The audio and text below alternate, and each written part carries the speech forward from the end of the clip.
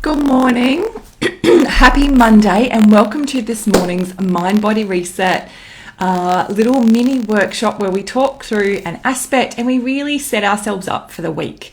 So for those who don't know me, my name is Gumieniuk and I help women reset and rewire their mind, their body, their brain, their nervous system to overcome stress, anxiety, fatigue, chronic pain, and boost immunity. Because we know that there's so many ways to help and support us from the top down and bottom up. So top down is using things like mindset and behaviour change, and then from the bottom up using a lot of advanced techniques, things that focus on the nervous system, different parts of the brain and the subconscious brain, and also the body. So a real integrative top down, bottom up, holistic approach to helping and support you to reset the mind and the body.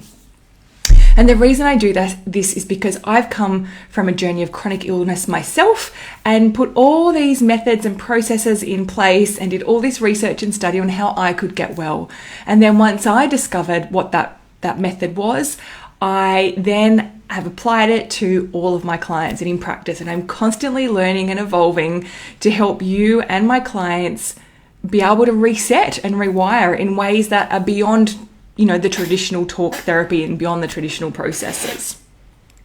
So this morning, what we're going to do is I'm going to look over here a little bit is we're going to talk about a particular topic that someone's asked me to present here today. So the question is preparing for another week. Actually, I'm going to flip it because there's two parts here. How do we keep balance when so much is expected of us at work and at home? How do we keep balance when there are so many expectations in all these different places of our life? So if you are jumping on, let me know if this resonates with you and you're just like, yes, I feel like there's so many expectations and I don't even know where to start with the concept of balance. I don't even know what that is. And then the next part is how do we, preparing for another week, then how do we keep calm and make positive choices? And I really feel like those two aspects are really integrated within each other. So I've made a number of notes down here to actually guide and talk you through breaking this down. Because I think what happens is we look at things and we're like, I read this and feel this and you go, okay, I've got work expectations, got home expectations. How does it actually feel to you? So maybe that's the first part is how does the concept feel for you and how does that sit in your body when you think about, I'm trying to create balance, but I've got so much going on. So the first thing that comes to mind for me is overwhelm. So grab a pen, grab a piece of paper and jot this and break it down as you go, because I really have a process here that you can go about to break this down to something that's actually achievable. Breaking chunks down, because if we look at it holistically, it's too big. But if we break it down, then you can start to see some patterns and then make some changes, and it actually then seems achievable. So that's the first question. How do you actually feel by this? So then what you can do is that bottom-up approach is apply some of the EFT or tapping techniques to that. So if you're not sure about how to go about that and how to create some formulas and things, I've got a really amazing program for you and I'll pop the link below and you can access that as a really great resource to help you to actually break down some of those feelings and some of those emotions and then shift some of those patterns. But if that's not something that you are able to do, then we can take another approach. There we go. You can actually see me now, which is amazing. Okay, so first one's the feelings that come up in your body, and then you can do some tapping and some processing on that. But let's break it down in terms of pen and paper handy, balance, and so much expectation. So question number one to ask yourself is, what does balance actually look like? So what does balance actually look like? And again, you might be able to break that into two streams. What does balance look like in terms of work? What does balance look like in terms of health? that was a Freudian slip, but maybe that was required to be there.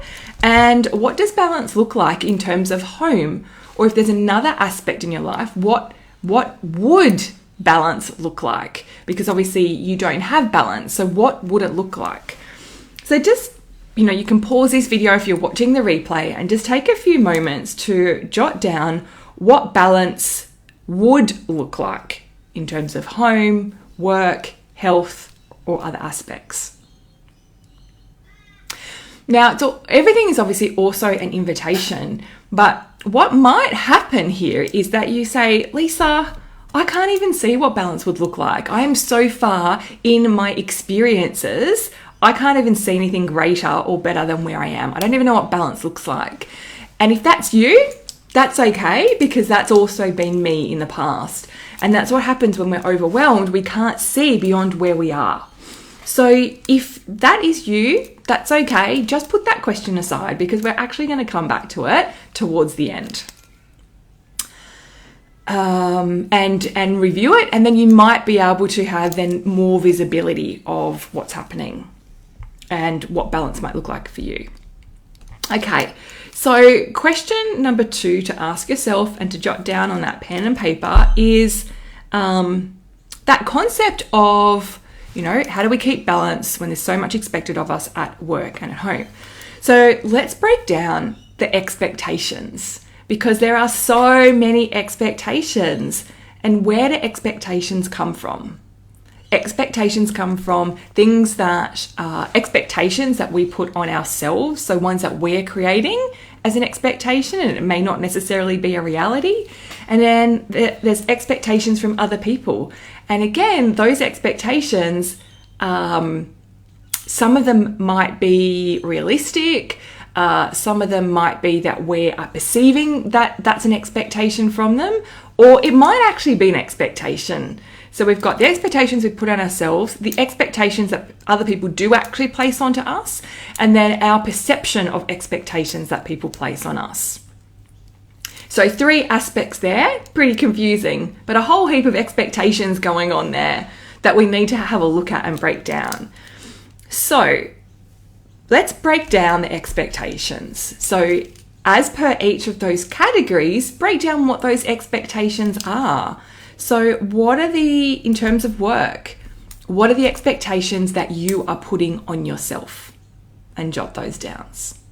In terms of work again, what are the expectations that other people are putting, we've just done that, other people are putting onto you, that you're putting on yourself in relation to work? And then do that with health, and then do that with home as well. What expectations are people putting onto you? And what expectations are you putting on yourself? So then what you'll have is this list of expectations. So again, pause the video if you need some time to fill this out, which you probably will. And again, if you're watching the replay, just share as we go along. Like, what does the balance look like for you? Were you able to do it? Or in terms of expectations, have you been able to jot those down, and what do they look like? I've got a bit of a runny nose at the moment, so excuse me. Right, we've got what does balance look like, breaking down expectations. Now, the next part is, again, looking at those expectations and actually identifying how realistic are they? How realistic are each of those expectations? How do you feel? How realistic do you feel that they are? Not someone else saying this is realistic and then you're going, well, it has to be realistic because someone else says it's realistic. For you, how realistic is it? Because we don't give ourselves credit. Other people I've got a runny nose, excuse me for one moment.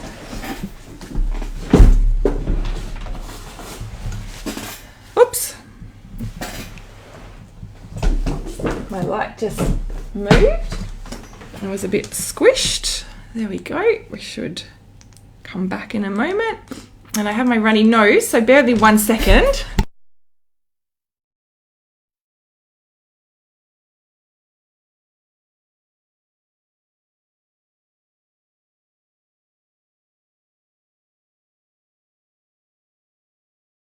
Pardon, I'm back. No more runny nose. So in terms of then breaking down, how realistic are each of these expectations? How realistic do you feel that these expectations are? Because it's about you, it's not about others, and it's about how you feel about them. So maybe on the side there, just, do a rating, like a tick, that's realistic, or a cross, that's not realistic. That's realistic, or no, that's not realistic. And then potentially rate them out of 10. 10 being 0 being realistic, 10 being not realistic. So you kind of have a bit of a scale there. So identify which ones are realistic and how realistic they are. Right. So that's step number 3. So once you have your list of expectations, you've identified how realistic they are, the next step is to reset and then rewire them. So in terms of the reset process, this is step number 4, which is to rewrite them. Rewrite the expectation, change the expectation, flip the expectation, actually write out or identify what is actually realistic and jot that down. And then once you have that in terms of what is actually realistic, you might break it down and say, okay, well, achieving this isn't realistic, but achieving that is realistic. Then it's time to have those conversations. Have those conversations with others at work or others at home to actually say, hey, you know what? That expectation that you've placed on me, or that I'm making an assumption that you're placing that expectation on me, I need to have a conversation with you, because that's actually not a realistic expectation. And this is why I feel like it's not realistic, and this is what I can achieve. How is that? So actually having those conversations with others. And then you've got it. The next part is then having a conversation with yourself, or maybe that conversation with yourself starts first, depending on what's happening for you. So having those internal conversations and that internal dialogue, and changing and rewiring that internal dialogue and conversation. So the reset process is more about having those external conversations, and the rewire process is more about having those internal conversations. So that could be going through maybe a bit of a tapping or emotional freedom process to actually change and reset and rewire your body and your cells for what the messaging is.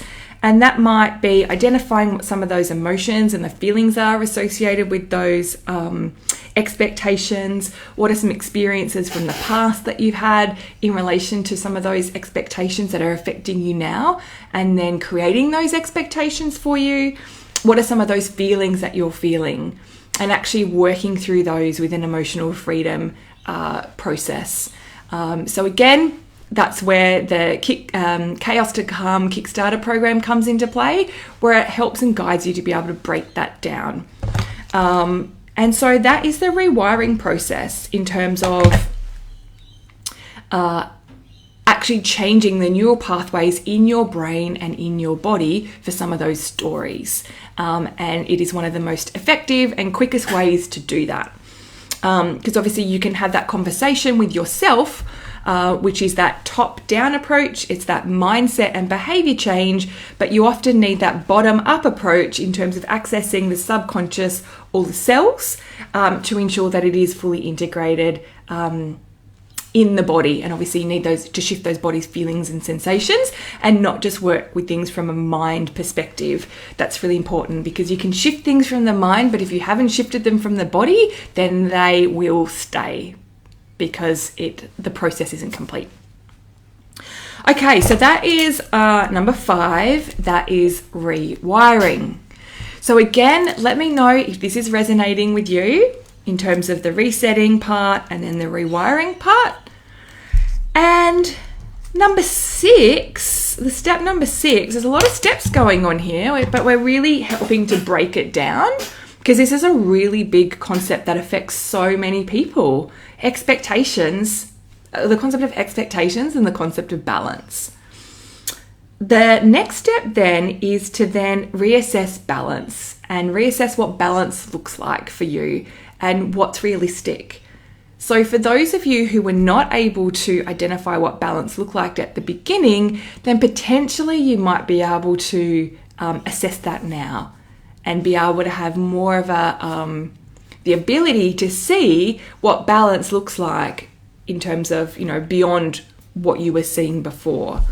But again, if you're not able to work through the reset process or the rewire process, and you're not able to see the balance process, then potentially you might need some more one-on-one support and assistance, because there's some aspects in there that are hidden. There's some aspects in there that might be protecting you, that's trying to keep you safe.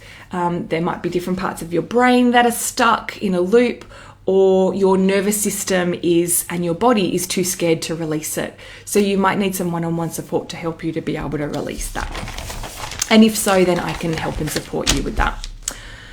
So that is breaking the steps down. And then the next aspect is like the second part of the question is then preparing for another week. How do we keep the calm and make positive choices? And that's where completing this particular sort of process, I think, really helps, in that once you break down the overwhelm, you've identified what the expectations are, broken those expectations down, had those reset and rewire conversations and been through that process, then you're more likely to be able to look at things from a calm and realistic perspective. So breaking things down allow you to be calm and make those positive choices. Prioritizing, having a look at what's important or most important in those things and expectations, helps you to be calm and make those positive choices. And absolutely doing a regular emotional freedom technique practice is key and is pivotal, because you can have set an intention to help clear and shift energy to make you feel better. You can do it when things are coming up for you. You can do it with, silently. You can do it out loud, because it helps to move physical energy, emotional energy. It helps to reduce cortisol, the stress hormone, so it reduces stress. It affects the limbic system, the emotional center in the brain, so that we know that it is calming. And then when you're calm, you're able to make those positive choices. So yeah, really combining that top down in terms of breaking it down approach, looking at what behaviors or things need to change, and then doing that, the energetic, the brain body rewiring piece with that tapping. So that's it for today in terms of a really great question that is really big on a lot of people's, it plays on a lot of people's minds. Balance, expectations. So let's just recap all of those aspects really quickly. So number one is, or A, kind of a pre-starting process. How do you feel? How do you feel when you think about trying to keep balance and all these expectations? How does it actually feel in your body? Number two is then, or the main part and questions to break down. So question number one is, what does balance look like at home, at work, for health or any other aspects? Question number two to ask yourself, break down expectations. So what are other people's expectations of you at work? What are the expectations that you have of yourself at work? What are the expectations that you are actually perceiving from others at work? So there's the ones that they're actually, communicating, the ones that you are assuming or creating, and then your own expectations. And again, do that for health, do that for home, and do that for any other aspect. Then we have step number 3 is breaking those down and identifying which ones are realistic. So are they realistic or are they not realistic? And then potentially on a scale of how realistic they are. Then once you have that list, you can then, step number 4 is to reset them So rewrite what those new expectations are and set those expectations for yourself. So then you can go into the next phase, which is to communicate those with others. Step number 5 is to rewire those within yourself. So actually resetting those conversations with you, your body, your mind, your cells, your nervous system, your brain. And one of the best ways to do that is through tapping, having a look at things like emotions, experiences, and feelings from the past. Then we've got step number 6. So once you've done that rewiring process, the next one is to actually reassess what balance looks like. And then you might be in a better place to actually see what balance looks like. And how you'd like that to feel. You can then do an assessment of how you feel after this process. So sort of checking in at the beginning how you feel, checking in at the end how you feel. And then you'll be in that position to be able to make calmer and more positive choices with things. So we know that breaking down expectations, prioritizing, having a regular tapping process, all of those things help with that process. So there's a lot to cover there. I hope you found it useful. Please comment below if this resonated with you and how you actually go with this process in breaking everything down. And please reach out, send me a DM or an email, or connect with me if you have any further questions, or you feel like you're in a bit of a loop and you might be able to identify some of these things, but you're not able to break them down and actually move forward from there. Because this is what I specialize in is helping people to become unstuck. In ways that, where they feel that they've tried everything and nothing else is possible, then there is another way. Enjoy, and I'll talk to you soon. Have a beautiful week. Take care. Bye. Actually, I also forgot to mention, I sent out a blog today, which was about emotional bypassing. And this might also link in with some of those concepts of, keeping calm and making positive choices, that sometimes we bypass our emotions. But have a look and let me know what you think. All right, take care. Bye.